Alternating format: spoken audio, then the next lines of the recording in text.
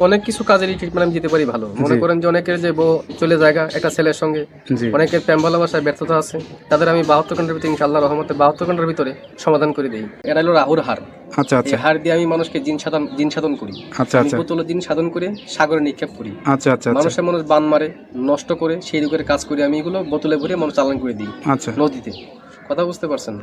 তবে অনেক করে দুশ্মনী করে ফেলা, জায়গা জমিলে মামলা, ঠিক আছে, কেস মামলা করে, অনেকে ভালোবাসায় ব্যর্থতা, ঠিক আছে, মনে করেন যে অনেকে দুশ্মনী করে জায়গা জমিন আটকিয়ে রাখে, সেগুলো আমি ছুটিয়ে দিই। সুপ্রিয় দর্শক, আসসালামু আলাইকুম। দেশ ও প্রবাসে যে যেখানে আছেন আপনাদের প্রত্যেককে শুভেচ্ছা জানিয়ে শুরু করছি আজকের প্রতিবেদন।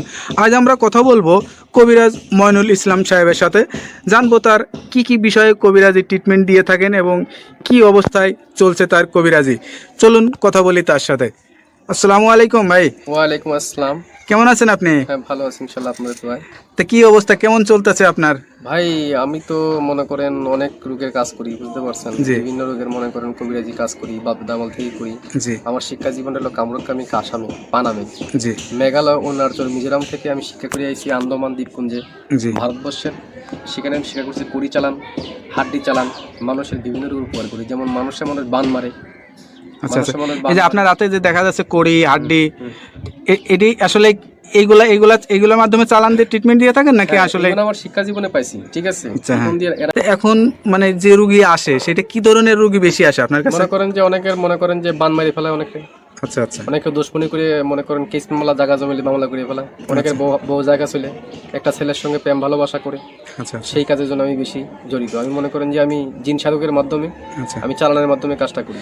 এই ট্রিটমেন্ট অনেকে আবার জিনে ধরে, বউতে ধরে না, জিনে, হ্যাঁ জিনে আসর করে যেগুলো সেগুলো আমি আবার সারিয়ে দিই। আচ্ছা আচ্ছা, মনে করেন যে আবার মনে করেন অনেকে দুশ্মনী করে বান মারি ফেলা অনেকে, ঠিক আছে, সেগুলো আমি সারিয়ে দিই। আচ্ছা আচ্ছা, তো এই ট্রিটমেন্ট করার জন্য আসলে কি মানে করা লাগে? আপনি কোনো টাকা পয়সা নেন নাকি আসলে কি সিস্টেমে করেন? লাগে না, তবে মনে করেন টাকা পয়সা লাগে না, আমি ফ্রি করি। তবে যদি কোনো কিছু লাগে দরকার, সেগুলো আমরা বলে দিই মোবাইলের মাধ্যমে। যদি কিছু আয়োজন লাগে সেটা দ্বারা পেমেন্ট করে আমি কাজটা করে দিই।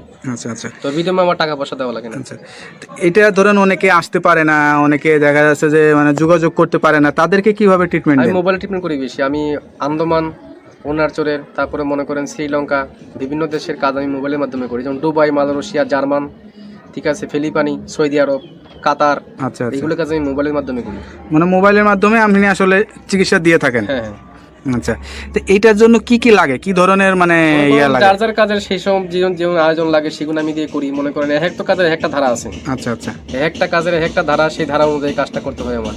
এবার কার কোন লাগে, তার কি নাম, বয়স, কিরকম গায়ের রং, কিরকম উচ্চতা, এগুলো দেখে আমি কাজ করতে হবে, তার আয়োজনটা বলতে হবে। তো এই যে ধরেন এখন আসলে যে যুগ জামানায়, এই যুগ জামানায় আসলে কিন্তু কবিরাজের উপরে মানুষের আস্থাটা হারিয়ে যাচ্ছে। এটার কারণ কি? অনেক যে মনে করেন যে ধান্দামি কবিরাজ বাড়িছে, ঠিক আছে, নাম ভাঙিয়ে তারা খায়, বিভিন্ন কাজকর্মে ব্যাফল হয়, তার জন্য ভালো ভালো কবিরাজের দুর্নাম হইতেছে। আচ্ছা আচ্ছা, তো হ্যালো ভিউয়ার্স, আসলে একজন মানে কবিরাজের কথা শুনলেন, তার ভিতরে যে নৈতিকতা বা যে সত্যতা বা যেটা আছে সে সব কিছুই বললো। তার কথার ভিত্তিতে আপনারা আসলে বুঝতে পারছেন তার কাছে কি পরিমাণের লোক আসে বা কি বিষয়ে ট্রিটমেন্ট নিয়ে থাকে। এরকম ধরনের যদি কোনো কারোর সমস্যা হয়ে থাকে তা আপনারা এই নাম্বার দেওয়া, স্ক্রিনের ভিডিওতে নাম্বার দেওয়া আছে, এই নাম্বারে যোগাযোগ করতে পারবেন। আশা করি আল্লাহর রহমতে সুফল পাবেন ইনশাআল্লাহ।